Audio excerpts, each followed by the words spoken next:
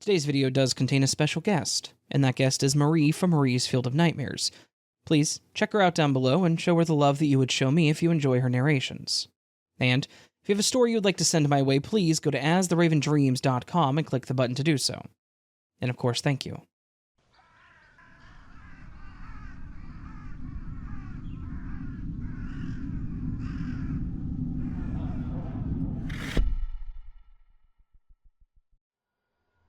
This was something that happened to me and my friends back around 2011.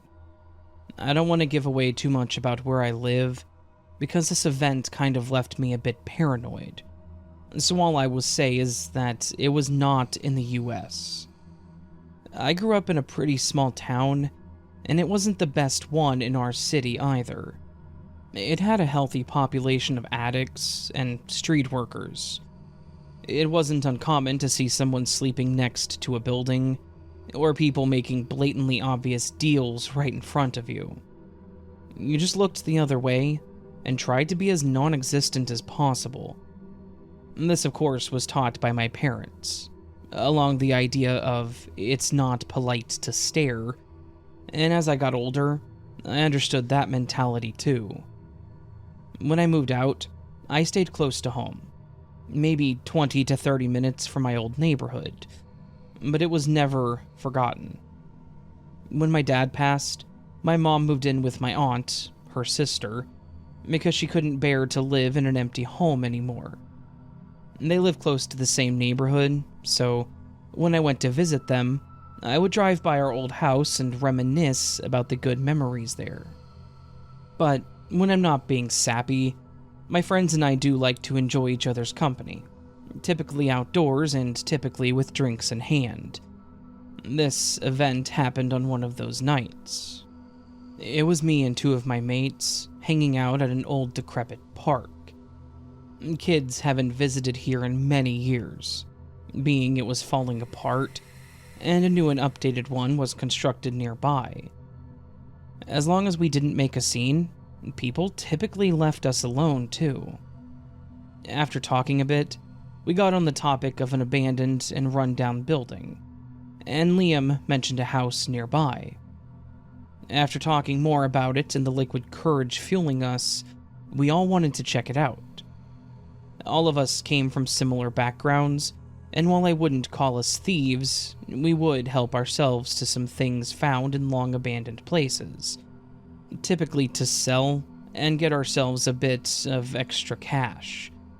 We never directly stole from people or broke into obviously used and inhabited homes. We left our car at the park and walked to the house, since it was only about a kilometer away.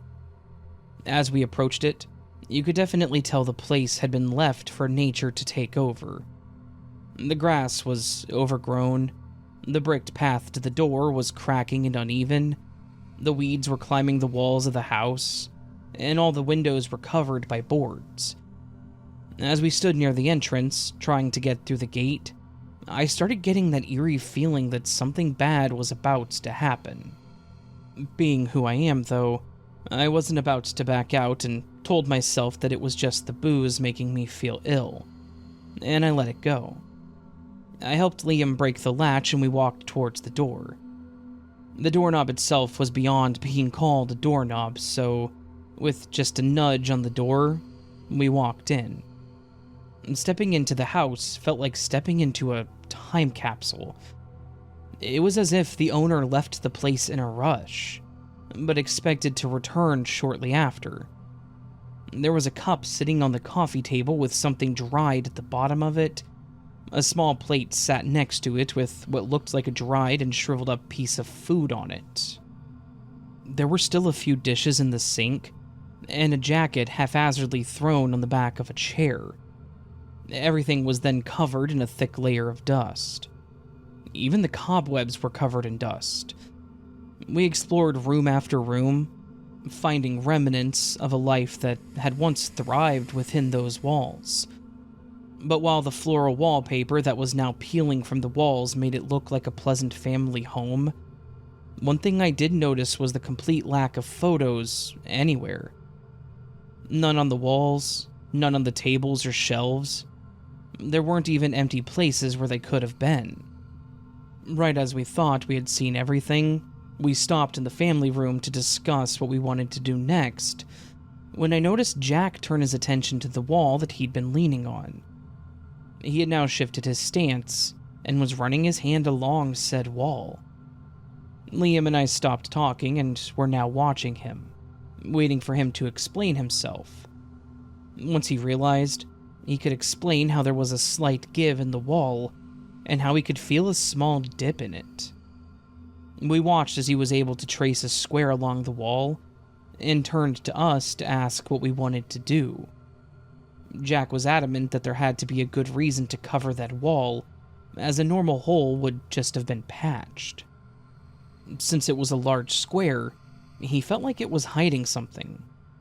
Liam was a little braver than the rest of us, so he approached the wall as if he was going to check it out, and instead threw his shoulder into it, immediately caving in the wall.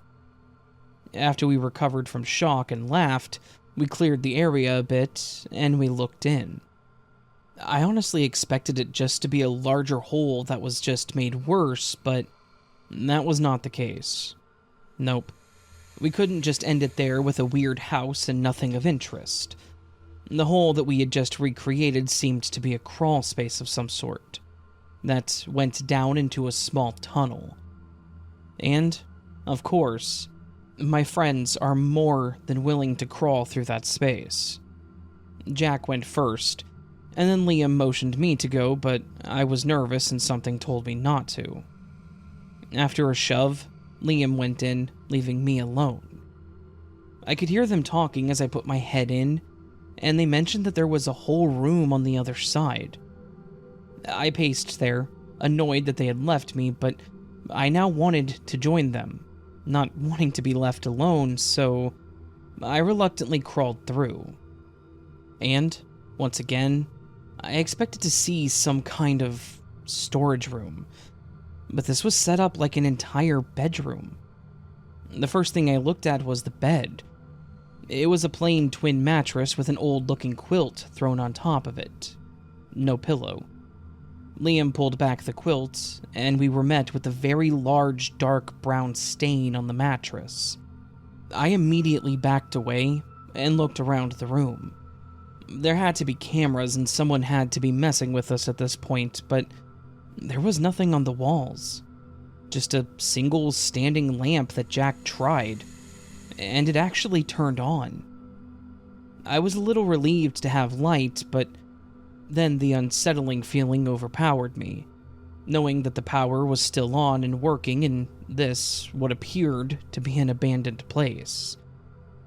I knew my mates weren't in any rush to leave, so I turned to look over the desk, which was the only other thing in that room. On the desk there were scattered papers, most of them being newspaper clippings, and the clippings were all about the same thing. They were all about a string of unsolved killings from my old town and the next one over. It was something that I tried to forget about as a kid, and after the cases went cold and I moved away, I never thought about it again. My hometown had become the hunting ground for a serial killer. As a kid, I remember the fear that gripped our town during that time. They always targeted the same people. It was those that were down on their luck, the homeless, and the addicts. I just remember hearing the stories on the news or when adults talked about them. I didn't understand the whole MO or target thing as I was still a child at the time, but what I did understand was that there was someone around that was hurting people, and it made me fear that the same thing could happen to me. Even to this day, I know that I didn't fit the demographic, but the fear at the time was real, and seeing those clippings brought it all back. As I reread those articles and tried to make out the scribbled writing along the sides, I noticed Jack was trying to pry open the bottom drawer. It had a lock on it, but there was no key nearby or in any of the other drawers. So, Liam did what he knew best and brute forced it, managing to break the lock and part of the wood off as he pulled on it. It was just another moment that I wished we would have stopped and just left. In the drawer was a bunch of random but creepy items. There was a hairbrush full of hair, torn pieces of cloth, tarnished jewelry, and even a few pictures of random people. No one was repeated in those photos. It could have been anything, sure, but the randomness of the items definitely had trophy feels to it. And that's whenever I checked out of there. And I demanded to my friends that we leave. Jack seemed a little weirded out, but Liam thought it was all funny. Not having any other way to leave, I crawled back through the tunnel and left the house. I paced in front of it until Jack and Liam walked out. We all joked about it, and Liam was adamant that someone was just screwing around for laughs, but the fact that the wall had been closed off seemed like someone was wanting to hide a dark secret. We dropped it shortly after, walking back to the park and talking about anything and everything.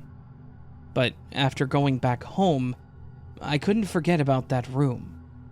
I looked up the case, and after seeing that it was still cold, I decided to make an anonymous tip.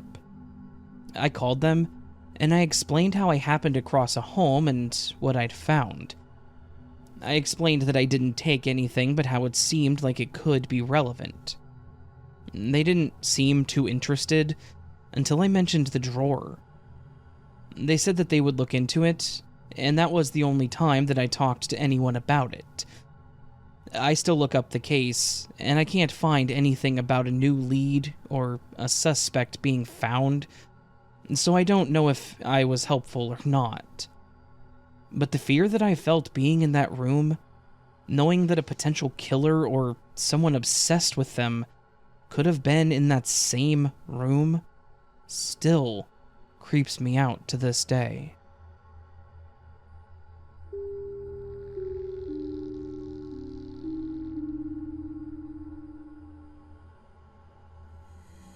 Hi, Raven. I wanted to share a story with you that happened to my friend and I back in high school. My friend Adrian and I loved photography. We took any extracurricular classes and clubs that we could about it too. We even convinced our parents in letting us go on a 3-day photography retreat over the summer, and our passion grew even stronger. We told ourselves that after we finished our college courses, we wanted to start our own photography business. So, until then, we took pictures of anything and everything we could. However, while Adrian enjoyed photos of people and animals, I preferred urban decay or ruined photography, like old buildings and structures long since forgotten and abandoned, being taken over by nature. Vines growing up and around the structures, trees growing through a building. It's a slight eerie, yet beautiful contrast that I adore. But as a high schooler, we didn't have many options for my style of photography, so Urbex was usually our way to go. This story took place on one of those days. Sometimes I would stay at my grandma's when I just wanted to get away for a while. I was the second oldest of 5 kids, and I just wanted to be left alone, so she was the best option for me. I was always close to my grandma, and when my mom and dad went through a divorce, she let me stay with her as long as I wanted. My mom is now with my stepdad, and they had 3 more kids together. My older brother is much older than me, and he had already moved out at that point. Anyways, she lived in a pretty rundown area, but my stepdad helped keep my grandma's place in top shape, so hers was probably one of the best looking ones on the block. Because her neighborhood was so much older though, there were a lot of empty houses, and one that I particularly liked to look at. It was a soft yellow color on the outside, and was obviously a house, but had been turned into a business for insurance. It had a small sign hanging from the top of the awning with the name of the insurance company. The company was long gone, but they seemed to leave the place just as it was. The grass was now overgrown, which told me it truly was abandoned. Typically, if the place looks empty but the outside is maintained, it was most likely not inhabited, but someone still owned it and took care of it. Usually people did this in hopes to prevent squatters or scrappers. While we still checked these places out, we had a rule we both agreed on. We left the place just as it was. We weren't there to take things as a souvenir or to make money. We were there to take pictures. So yes, we probably shouldn't enter in the first place, but if there were no trespassing signs, we would still check it out. So after Adrian got permission to stay with me at my grandma's, we both made plans to check out the house. My grandma knew I was a bit of a daredevil, but she also knew telling me no would do nothing. So instead, she would tell me to keep my phone on and be careful. Just another reason why I love her. As we approached the home, we tried the door, but it was locked. No surprise. So I tried the window next to the door. The windows were old, and the lock was just one of those up and down stoppers, so with a simple jiggle, it would fall, unlocking the window. We both climbed through, and the first thing that hit us was the sudden smell of mildew and sitting water. We immediately knew the place probably had unseen cracks, causing water to leak into the home. We both knew we had to be careful, but we still wanted to look around. As we walked further in, we pretty quickly saw the culprit of the smell. The ceiling had collapsed, caving into the kitchen. We watched a few drops from the rotting wood splash onto the floor, and again, just agreed we wouldn't explore that area beyond the kitchen. We went through a narrow hallway where all the rooms had been turned into small offices and took some pictures. To be honest, it was a little underwhelming, but we still got a few good shots. We started walking back to the front, ready to leave since we couldn't explore the rest of the house. But as we hit the cross section of the hall in the living room / lobby area, the world around me began to slow down. I felt my foot sink into the floor, and before I could process what's happened, the floor collapsed, causing me to jump backwards. But Adrian was in front of me, and she seemed to be experiencing the same thing I did. She turned to look at me as we felt the floor move, and then before I could blink, she fell through the floor, as if it swallowed her in an instant. I hugged the wall as I screamed out for Adrian, praying she was still conscious and could answer me. Thank God she did, but I could hear the pain in her voice. I asked her if she was okay, now trying to lean down to look into the hole. She said she tried to land on her feet, but instantly felt and heard the pop. Once she took a second to gather her thoughts, the excruciating pain hit her all at once. She told me she thinks she broke her ankle or her foot. I now had to find a way to get her out. I told her to stay still and to not move while I tried to quickly and safely find a way down there. It was obviously a basement.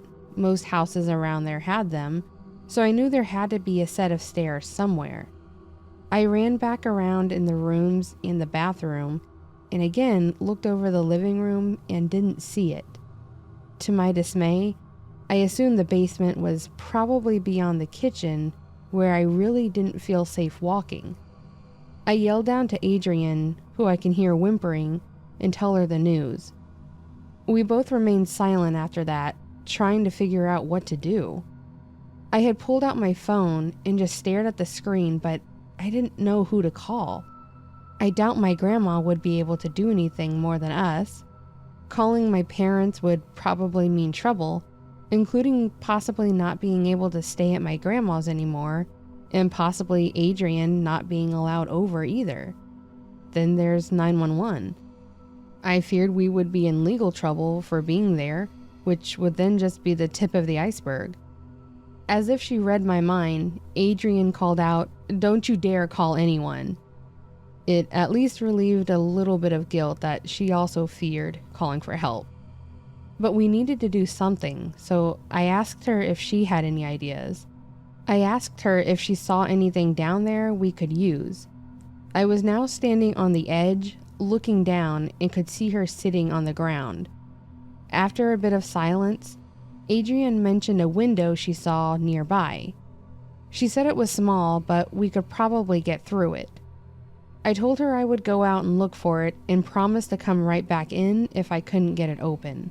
I managed to unlock the front door and ran out of it, not caring who may have seen me, and around the side of the house, looking for this window. I nearly missed it as it was covered in weeds and dirt. I quickly tried to rip them out and flatten them so I could get to the window, and then felt around the edges, determined to figure out how to open it. There was a thick layer of dust and dirt caked onto both sides of that window. The more I touched it, the more it would cling to me, but there was still plenty that wasn't coming off, telling me it was on the inside. This also made it to where I couldn't really see into it. I pulled out my phone to call Adrienne, hoping the fall didn't break hers, and then after several rings, she picked up. She said it had actually come out of her pocket, so she was glad I called it to make sure she didn't leave without it. I asked her about the window as I knocked on it, and she confirmed that it was the one she saw. I asked her if she had any way to get to it without using her leg too much, and she did agree that she could get to it, but there was a tall metal cabinet in front of it. So no matter what, I was going to have to get her out of there. I debated on what I wanted to do, if I should go back in and fall through the hole and try to open the window from the inside, or maybe see if I could find something to help open the window.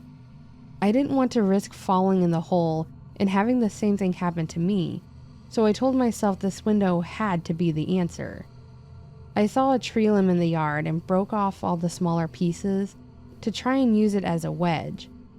I lined up the branch to the small opening in the window, pulled back my arm, and jammed the branch into it.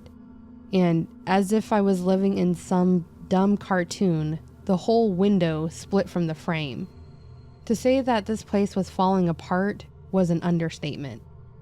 I quickly kicked in the window and watched it slide across the metal cabinet and fall to the floor, making a loud crashing sound.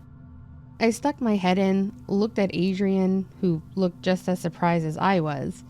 We stayed as we were, discussing our options, but trying to move fast, fearing the whole place could just cave in at any point. I was able to climb through the window, it being almost a perfect fit, and balance myself on the wobbly cabinet. Once I was in, I tried to use the cabinet and some old table down there as a ramp or steps up the window. I pulled Adrienne onto the desk and then helped her onto the cabinet, where she was able to crawl the rest of the way out. Then she sat on the ground as she helped pull me through the window next. We hobbled our way back to my grandma's place, trying to think of a likely story, but I knew I wasn't going to be able to lie to her. So we told her the truth. She took us to the hospital and called my parents to let them know.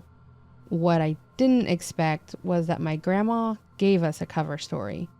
She told my parents that we were sliding down her stairs railing, and Adrienne got caught on it and fell from the top. I thought it was weak, but I guess coming from my grandma, they ate it up. Adrienne got all fixed up. She definitely fractured her ankle and did something else to her foot, but thankfully it wasn't worse. After she was completely healed and walking on her own, we continued with our Urbex, but we have better rules. We still do not touch anything, but if we do see infrastructural damages, we'll just stay on the outside.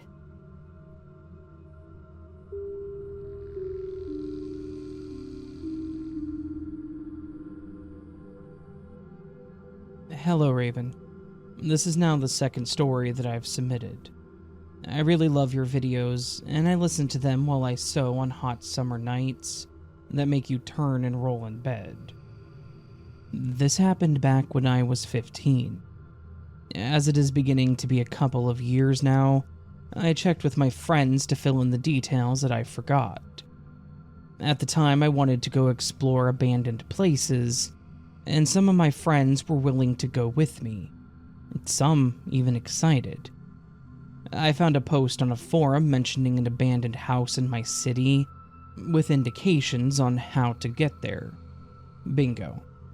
I went there with L, also 15, and E and A, both 16.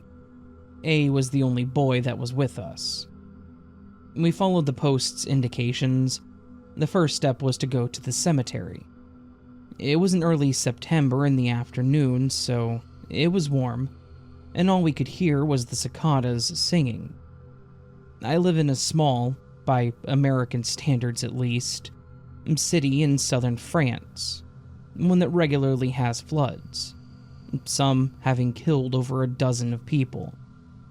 The authorities take this risk very seriously, so they built tunnels under the city in order to make the floodwaters go there instead of into the streets, which can't prevent the next flood, but at least lower its intensity.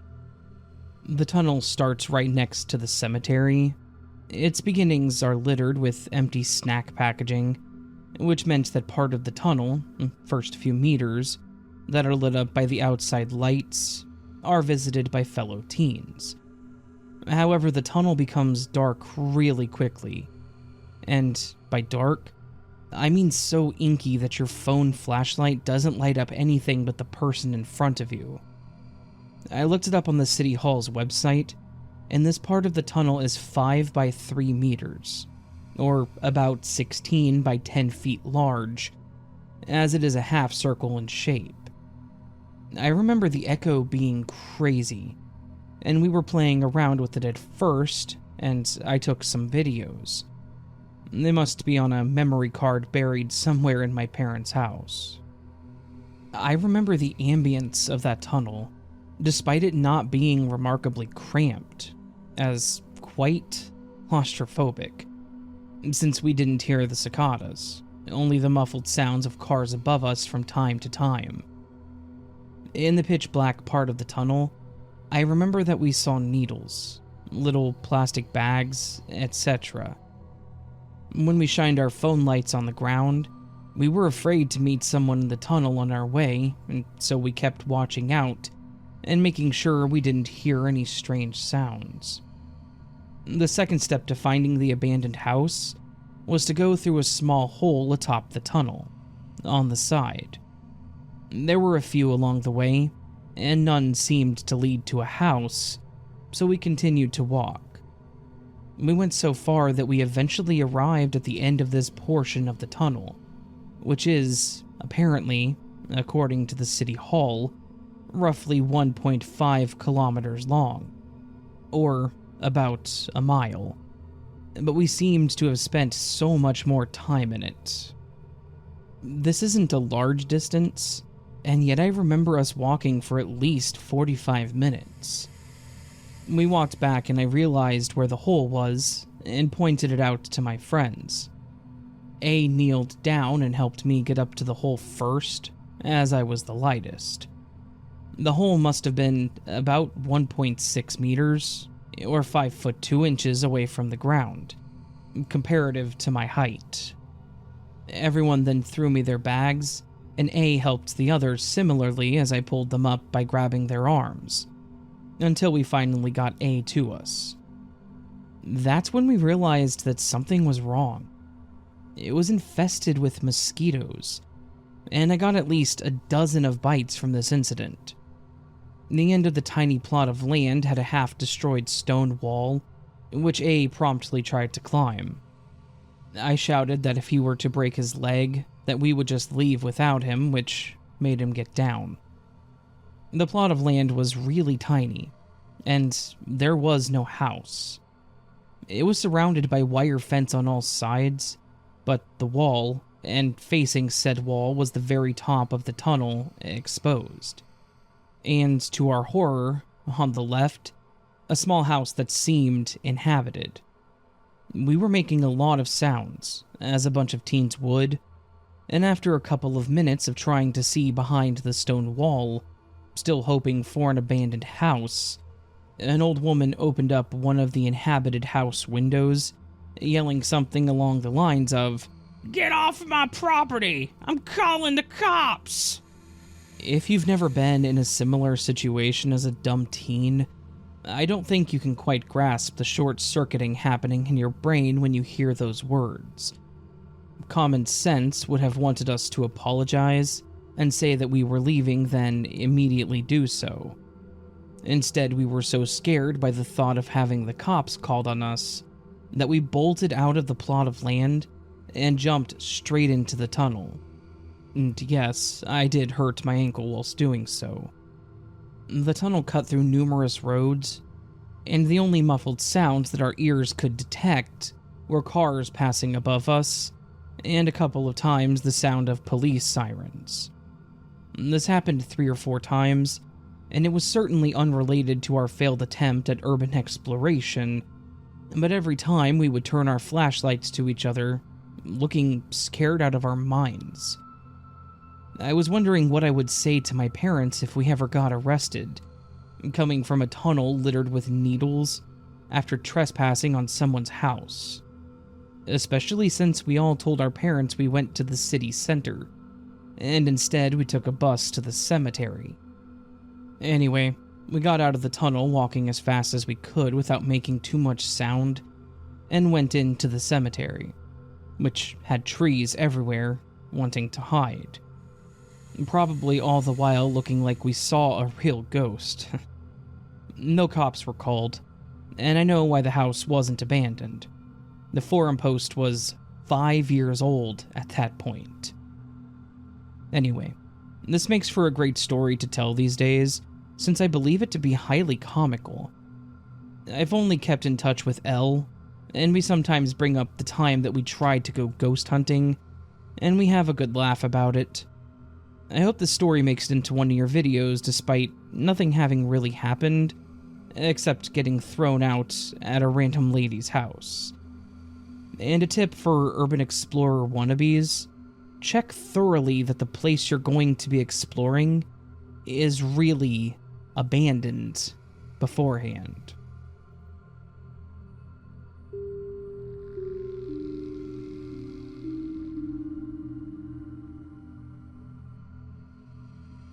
There used to be an old industrial area back in the 80s that sat practically behind my childhood neighborhood. There were a few old factories and what I think was some kind of medical supply and lab back there. I remember going with my parents as my mom dropped something off there. By the late 90s to early 2000s, the factories had seemingly been shut down or closed, and the medical place had moved. That made a perfect area for a lot of teens such as myself to hang out and do things we probably shouldn't have been. It also had a lot of nooks and crannies that we could run to and hide if someone came patrolling the area. I'm sure we had all thought about it, but none of us, or at least no one in my friend circle, had ever gone into one of them. But then we got to talking about it, and all of us, being bored, opted to check it out. There were 5 of us going in that day, fueled by our curiosity and readiness to explore a new and unknown place. We helped the girls over the fence, then the remaining 3 of us climbed over. Once at the entrance, we all noticed we were not going to get through the front door.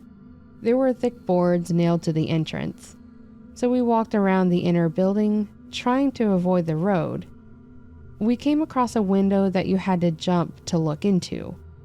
It was pretty close to the ground on the inside, so one of my friends said this was probably our best way in. However, I didn't realize the window didn't open, and my friend was basically asking permission to break it to get in. So when we all shrugged and agreed to go in, we jumped as he unexpectedly kicked in the window. That's how Mikey had always been, so I don't know why we were all surprised. We followed our same procedure over the fence as we all went in one by one. Once inside, we looked around to see everything still in its place, but covered in a thick layer of dust. The east and west walls were lined with those same windows, which all cast the light down onto the factory lines and floor. At first, it was a bit of an eerie sight. The place wasn't picked up and cleaned like how I would expect a factory to look right before it closed for the night. No, this place looked like everyone left in a hurry, such as in an emergency evacuation. There were gloves scattered on the ground, small pieces on the belts, containers of bolts and screws spilled all over. It made me stop and wonder what had happened. What caused people that worked here to leave so quickly? There was no immediate indication of there being a fire or explosion. There was nothing spilled on the floor, and certainly nothing we could smell. In fact, the only thing we could smell was the dirt and stale air. I'm not sure how to describe it, sorry. If you've ever explored a sealed up or abandoned place, you know what I'm talking about. We started walking around as some of us split up. Mikey and Gloria went one way, while Billy, Kurt, and I went another, agreeing to meet back in the middle. Billy and I had been flirting on and off, so it was no surprise when she clung to me like she was scared. As we made our way towards the back, we saw several smaller rooms that appeared to be for storage, or one as a sort of employee lounge. There was an old, tattered, and clearly used couch, a wooden table with 2 standing chairs left, and remains of what looked like the 2 other chairs that had broken and fallen apart. There was a small kitchenette-like area with a sink, which is where I had to do a double take. The sink had a small amount of water in it, but the water didn't look dirty or like it had been sitting for years or even days. Hell, it didn't even smell stagnant. I turned on the faucet and, to my surprise, it worked. Billy and Kurt were in the room and witnessed what I had just did, and I explained to them why I did it. Billy was already nervous about this whole thing, and our discovery definitely seemed to put Kurt on alert, but not enough to make him want to leave. And of course, what else would make an abandoned factory creepier than having a cellar? The door was at the end of the hall and easily opened as the door creaked. Billy was clinging to my arm as we walked down the stairs behind Kurt. He flipped the switch and, surprisingly, the light kicked on too. This place had obviously been closed for years, yet the power and water was still on. Why? We looked around the small room and immediately noticed it had been turned into a makeshift bedroom. There was a small pile of blankets and tarps on the floor, and everything else had been shoved and stacked into the corner of the room. Underneath the old buckets of junk and detritus was just an old desk holding it up. But what really caught my attention was on the edge of the desk. There were probably a dozen old, worn-out dolls arranged in a neat line. They were all Barbie-like ones, each a different style between the hair and clothing they had on. But the one thing they had in common was that all of the eyes had been scraped or scratched off. It was pretty damn creepy. This place had no indication of being a toy factory. In fact, it looked like it made large equipment based on all the bolts and large metal sheets all over the place. So where did these dolls even come from? Of course, my only thought was that they were brought here by whomever made the bed. Billy was already tugging at me, saying we should go, and I had no reason to say no. This was the last place we had to check, so I thought it was best for us to go back to the front, hoping Mikey and Gloria were waiting for us. As we walked back towards the entrance, Mikey shouted for us. I could hear in his voice. He tried to sound calm, but you could tell there was distress. We all walked quickly to the assembly line, and he brought us all in close, saying we needed to leave. No one questioned this, and we all went back out the window we used prior. Once we were out, Mikey again told us to keep going and was adamant we needed to leave the area, suggesting we go to my place. I didn't hesitate to offer this either, and we all walked back in silence. I watched as Mikey looked behind us on occasions, and Gloria looked absolutely petrified. We saw some pretty creepy and unsettling things ourselves, but I was wondering what they saw that had them so terrified. Once we got back to my place, we sat in the back of Kurt's truck and discussed what we saw. After sharing what we saw, I could tell by Mikey's reaction that it only confirmed something for them. They told us that they looked in a little side room that had a bunch of books and cubbies. They all had labels on them in the form of like a first initial and last name, and most of them still had things in them. They said they were looking through the items but didn't take anything. None of us ever did. Then they looked over the books. As they pulled out the books, they found 2 that were carved out, and inside one of them was cash. Mikey debated on taking a stack for a split second, but thankfully, Gloria convinced him it was a bad idea, and I'm glad she did. As they left the room, they were going to go upstairs where it looks over the assembly floor, but as they did, they saw 2 guys standing up there. Both of them looked very frail and sickly, but not in the elderly sense. But then Mikey noticed one of the guys had something. Between the railing he was holding on to in his hand, he could clearly make out a gun. That was when he tried to stay calm and act like he didn't see them and called for us. We were all pretty freaked the hell out after he told us this, and now we were looking all around, making sure no one followed us here. No one ever came around, and that included the police, so we all assumed that they weren't supposed to be there either. We shook off the bad vibes that place gave us and just agreed that we were done going there and would find a new place to hang out. I'm sure it's been thought of by the others too, but while I'm thankful those guys didn't do anything to us, I worry about what could have happened if they did. Or even, what if Mikey and Gloria did take the money? Was it theirs? Would they have tried to stop them? It was a horrible thought I tried to forget, because if they were to have acted, no one knew where we were, and we could have just gone missing, never to be seen again.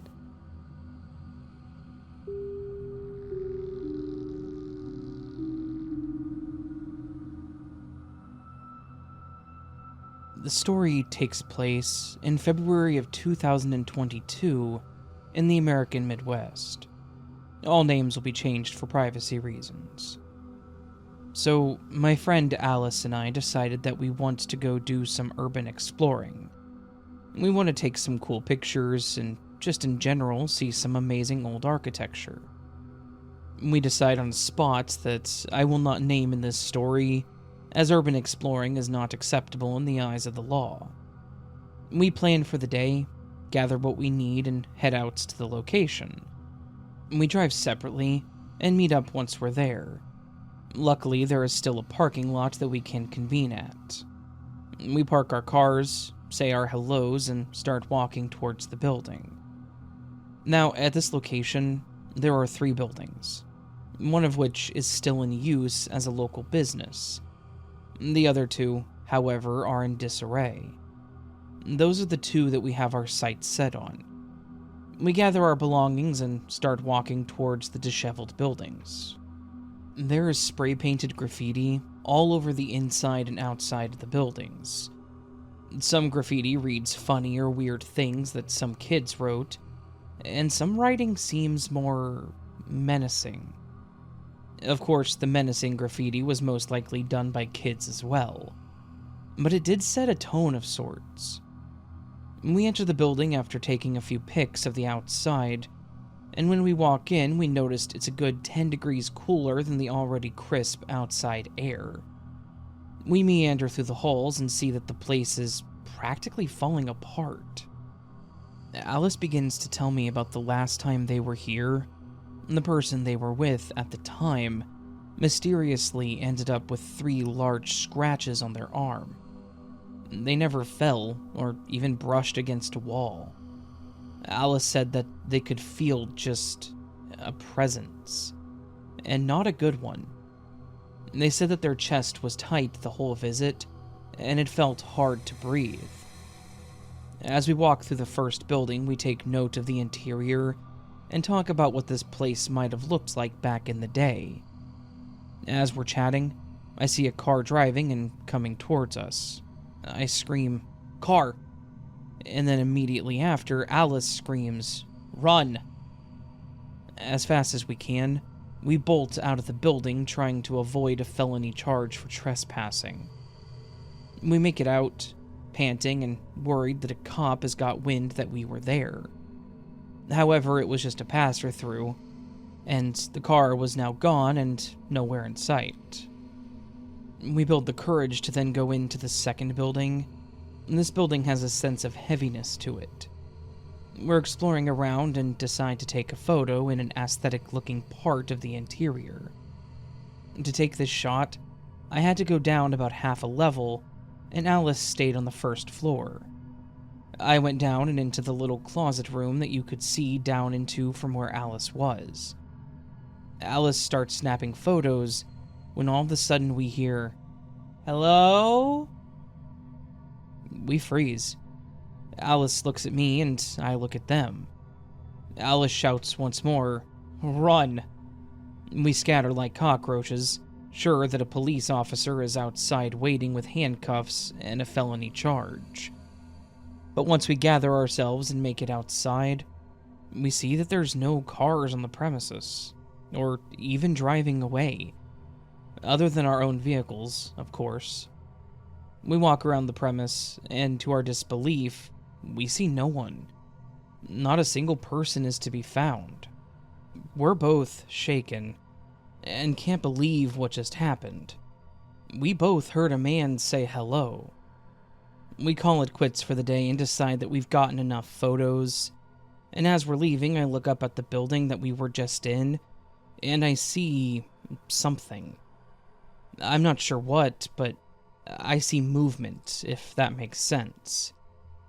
The next day, I wake up with giant scratches on my belly. It makes a perfect A shape on me. I think it's weird, but I don't think too much about it until I tell Alice. They're in shock. They say, like, A for Alice? I gasped and immediately cleansed my apartment. There have been no other marks on my body since. Alice and I agree that we both have spent enough time at that location, and we have no desire to return.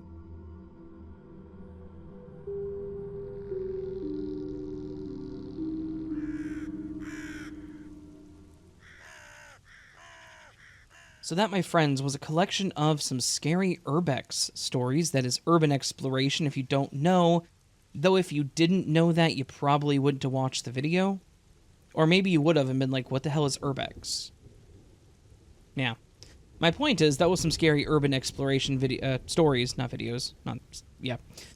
Alternatively, scary abandoned building stories, I guess. However you want to look at it, there are scary stories where buildings are abandoned. Where buildings are abandoned. I can talk, I swear. Yeah. Also, obviously, this video contained special guest, Marie from Marie's Field of Nightmares. Please do show her some love if you enjoyed her narrations. Very good friend of mine. Very close. If you know, you know. Anyways, she's a fantastic person. Please do check out her channel. She's been growing at a fairly steady rate. She suffered from the summer slowdown as I did, but is what it is. If you could, and you did enjoy her narrations, please do check her channel out. She typically puts out a video a week of just various story topics. Her thumbnail art may look very familiar. I make it, so there's that. Anyways, friends, yeah, hopefully you enjoyed the stories and the narrations. If you did, please do hit that thumbs up button. If you're new to the channel and liked what you heard, consider subscribing to this channel first, and then subscribe to hers. And if you feel so bold or would like to leave some constructive criticism for Marie, please go down to the comments down below and do so. Again, please do make it constructive. I know 99.9% of you are amazing people, and if you have criticism that is constructive, you will leave it. Don't be that 0.01 that just is rude. Because I know where you live. You can also join memberships or Patreon for early access to content like this, or you can do a super thanks, which is just a chip into the channel, like a donation. So, never expected, always appreciated. Anyways, friends, I hope you have a beautiful day, and I hope I do see you again here very, very soon. But until then, please remember, you are loved, you are valid, you are important, you are the best you that you can be. And until next time, much love, and take care.